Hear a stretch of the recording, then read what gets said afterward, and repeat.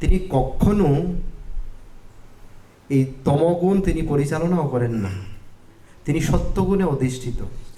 যেই শিব তমগুণ পরিচালনা করেন তিনি হচ্ছেন ওই সদাশিবের প্রকাশ মাত্র। সদাশিবের বিবিধ প্রকাশ আমরা দেখতে পাই। সদাশিবের প্রকাশ মহাকাল, তারপরে মহাকাল থেকে প্রকাশিত 11 প্রকার রুদ্র, আর 11 প্রকার রুদ্র দ্বারা এই ব্রহ্মাণ্ড পরিচালিত হচ্ছে। ওই সদাশিব কি করেন? শিব সন্ন্যাসী শ্মশানবাসী পঞ্চমুখে নাম করে হরে কৃষ্ণ কৃষ্ণ কৃষ্ণ হরে হরে, হরে রাম রাম রাম হরে হরে। তো ওনার কণ্ঠ নীল হলেন কেন? তো শিবজি মহারাজ তিনি বলছেন, তো ভক্তরা বলছেন যে উনি হচ্ছেন ভগবান শ্রী নীলকণ্ঠের ভক্ত।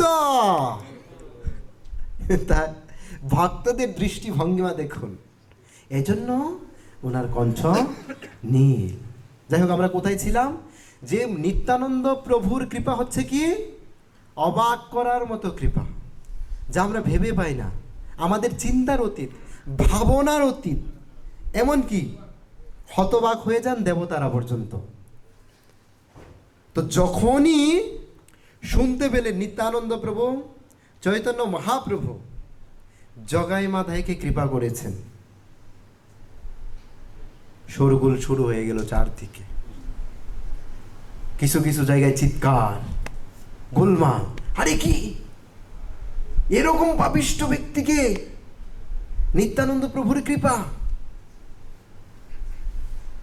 শুধু আমাদের এই ভুলুকে না, স্বর্গলোকে যখনই যমরাজের কাছে যমদূত এই সংবাদ নিয়ে গেলেন যে মহারাজ এই হচ্ছে ভুলুকের গতি। চিত্রগুপ্ত না চিত্তগুপ্ত, কি হবে নামটা আসলে? চিত্রগুপ্ত না? হ্যাঁ, চিত্রগুপ্ত। তো মহারাজ শ্রী ভক্তিবিজয় ভাগবত স্বামী মহারাজ একবার বলছেন যে চিত্রগুপ্ত মানে হচ্ছে কি চিত্রগুপ্ত সাংবাদিকদের মতো। সাংবাদিকরা কি করেন? কোথাও গোপনে দাঁড়িয়ে ক্লিক, হ্যাঁ, ছবি তুলেন। তদ্রূপ ভাবে ওই চিত্রগুপ্ত গোপনে কোথাও আপনি কি করবেন, গোপনে করলেও তিনি দেখবেন। এই ঠাকুর করে কে রে? না আমি কলা খাচ্ছি না, মানে সেই কলা খাচ্ছে। তা আমরা যেখানে গিয়ে কলা খাই না কেন, ওই চিত্রগুপ্ত ঠাকুর থেকে রক্ষা পাওয়ার কোনো সুযোগ নেই। অনেক সময় ওনাকে অনেক আবার চিত্তগুপ্ত বলে। চিত্ত মানে মন বলতে পারি আমরা, যিনি আমাদের মনে লুকিয়ে থাকেন গুপ্ত অবস্থায়।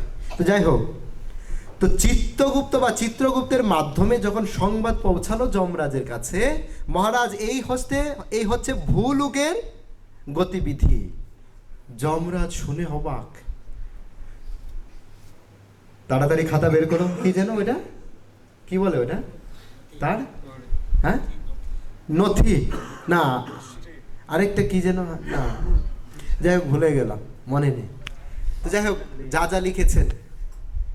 তো যমরাজ দেখে অবাক, তার পাপকর্ম, জগাই মাদের পাপকর্মের ফল বা পাপকর্ম লিখতে লিখতে আর কোনো জায়গায় নেই, এরকম একটা পরিস্থিতি। হ্যাঁ, জগাই মাদায় যদিও বা ব্রাহ্মণ কুল থেকে ছিলেন ওনারাও শাস্ত্র জানতেন, তবে ওনারা শাস্ত্র অধ্যয়ন করতেন যে কোন পাপ অধিকতর করলে অধিকতর পাপ হয়। হ্যাঁ, তো শাস্ত্রটা জানাটাই বড় বিষয় না, শাস্ত্র পালন করা হচ্ছে বড় বিষয়। কিন্তু আমাদের বেলায়, বিশেষ করে আমার বেলায় হয় উল্টো। হ্যাঁ, নিজের বেলায় নিজের মতো করি বিচার, অন্যের বেলায় শাস্ত্র দিয়ে করি বিচার। হয় কি না? অন্যের বেলায় হলে শাস্ত্র যুক্তি চলে আসে, আর নিজের বেলা হলে ভুলে যায়।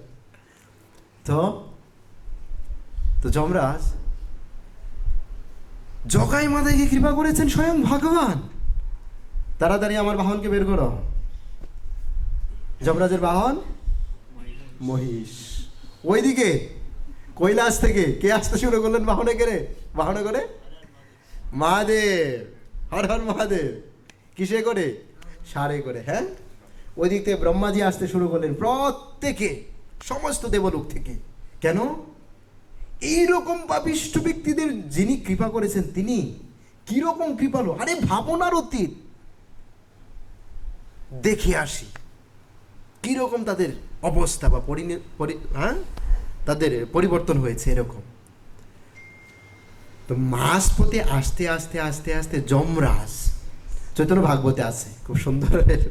তো মাঝপথে আস্তে আস্তে যমরাজ তিনি অজ্ঞান হয়ে পড়েন। কেন? যমরাজ তিনি ভাবছেন, আরে এইরকম ব্যক্তিকে কি করে ভগবান কৃপা করলেন?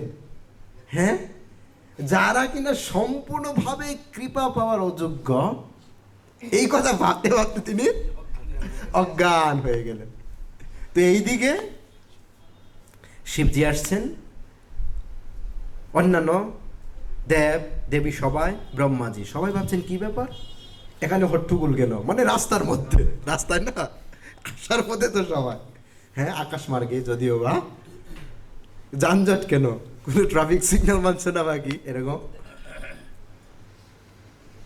তো ওনারা দেখলেন এই যমরাজের, যিনি দ্বাদশ মহাজনের একজন ভগবানের শুদ্ধ ভক্ত, ওনার এই অবস্থা কেন? এই কারণে। তাহলে কি করা যায় এখন? ওই সবাই ওখানে কীর্তন করতে শুরু করলেন, হরে কৃষ্ণ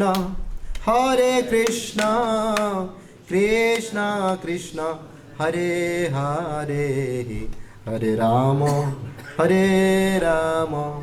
রাম রাম হরে হরে। এই কীর্তন অনেকক্ষণ করার পর যমরাজ চোখ খুলে তাকালেন। তো সবাই আবার পুনরায় সেই নবদ্বীপে এসে উপস্থিত। সবাই গৌর সুন্দর ভগবানের জয়ধ্বনি, নিত্যানন্দ প্রভুর জয়ধ্বনি, সেই দুই ভক্তের জয়ধ্বনি করতে শুরু করলেন। ঠিক আছে, মোটামুটি সময়ের সংকীর্ণতা আমাদের সব দিকে দেখতে হবে। হরে কৃষ্ণ, নিত্যানন্দ রাম কি যায়, শ্রীল প্রভুপাদ কি যায়, অনন্ত অনন্ত কোটি গৌর ভক্ত বৃন্দ কি যায়, নিত্য গৌর প্রেমানন্দে হরে হরে। আর আমার কথায় যদি কেউ